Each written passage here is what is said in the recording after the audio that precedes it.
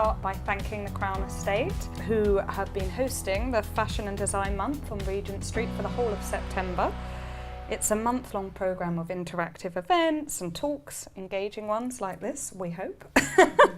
And it kind of encompasses the whole of London Fashion Week and London Design Week as well. To my left, we have Alex Steadman, another veteran of the British press, a stylist and founder of the lifestyle site, The Frugality. To my right, Ellie Eastwood.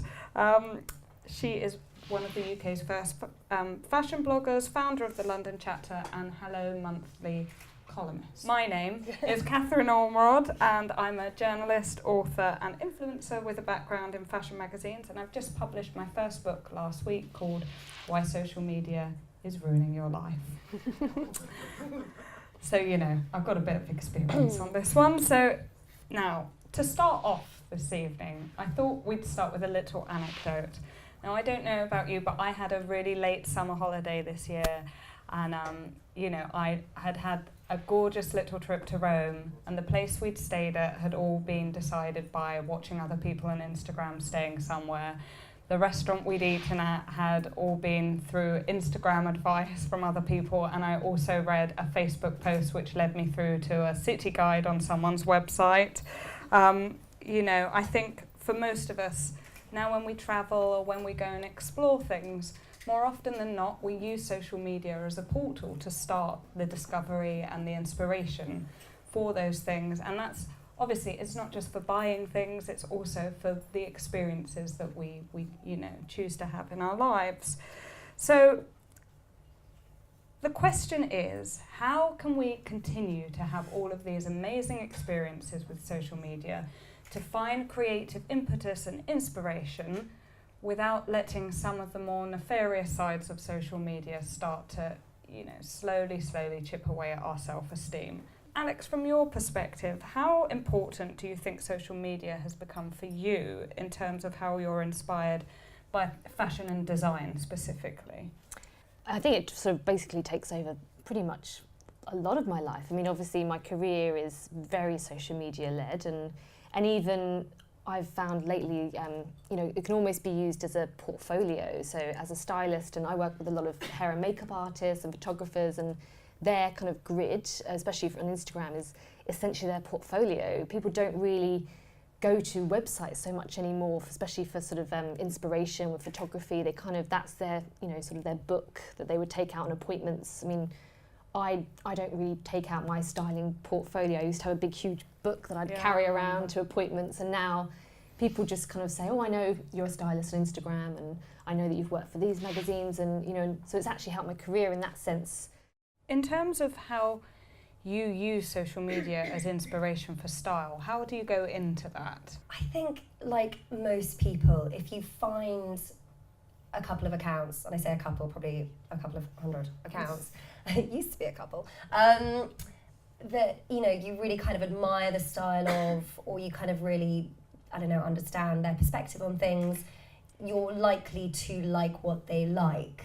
And it's so easy to kind of just emulate from that. And I think it's really inspirational because the people that you're mainly following just seem a bit more attainable, and in a way that maybe 10 years ago celebrities weren't. Sort of opening up of social media as well, especially from a celebrity level, I feel they've kind of, it's kind of opened them up to that kind of real audience where they are actually responding as well. I mean, you're seeing a lot of celebrities working for like really high street brands now, because they're kind of realising that accessibility is also really key to their audience. With social media, you get a response from people and you can see what they're liking, and you can sort of be more reactive to that. I think that's really exciting.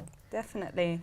But it has changed fashion, hasn't it, social media, and especially in terms of emerging designers and direct-to-consumer models, in terms of, you know, all of those new brands out there now that, you know, young kids from around the world have been able to launch labels where they would have been totally like, oh no, you can't show in Paris or whatever, and at a really accessible price point as well.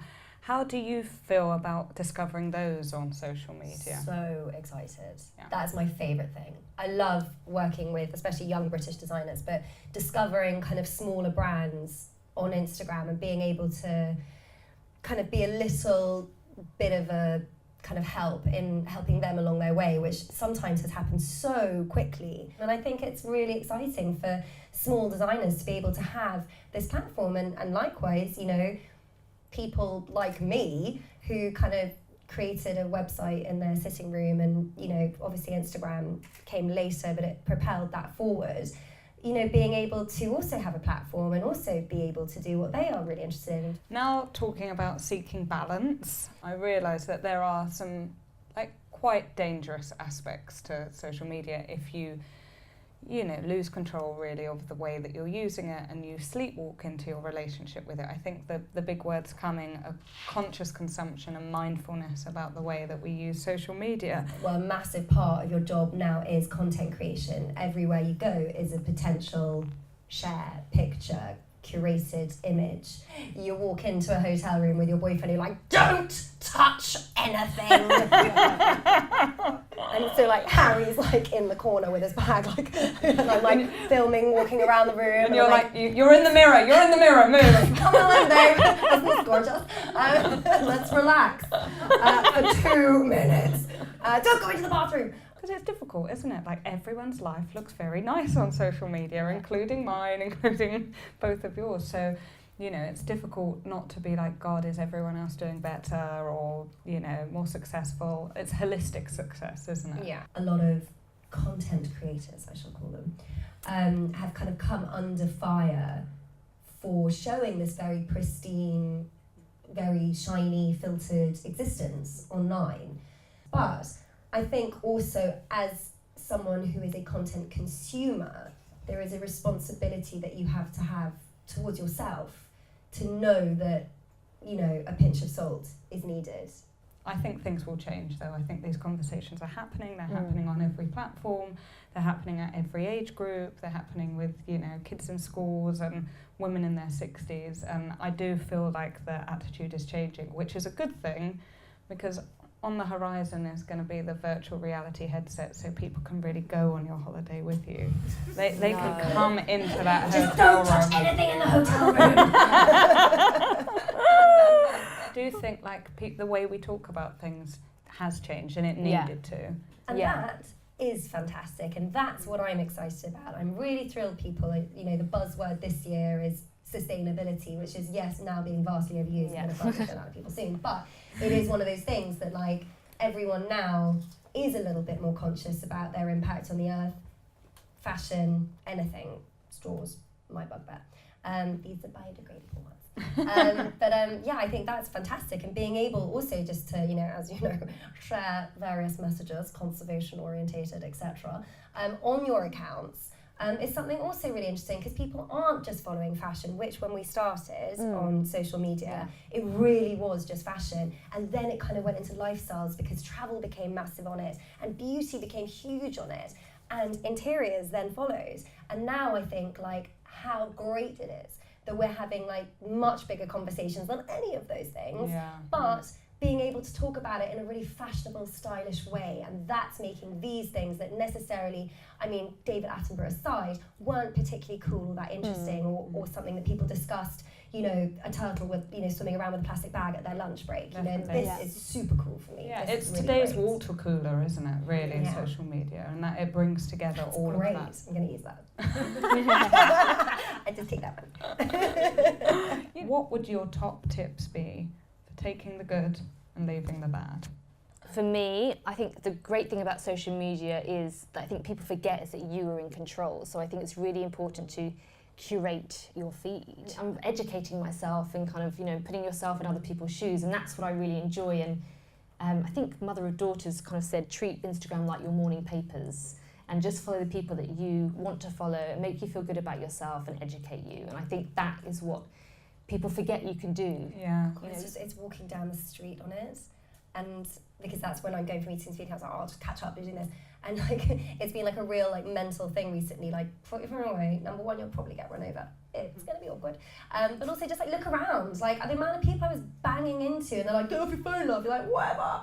But you are like, actually, you're probably right. Sorry. You know, and just kind of looking around you and taking it in. I mean, that kind of taking time to smell the roses really nowadays is literally like not digital ones.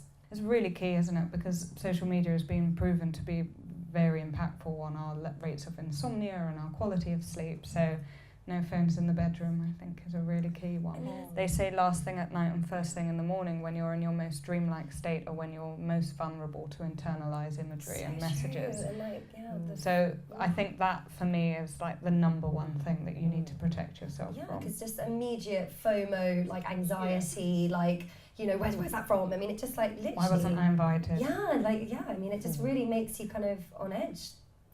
In your dreamlike state. Is my ex-boyfriend going back out with that woman? You know, like...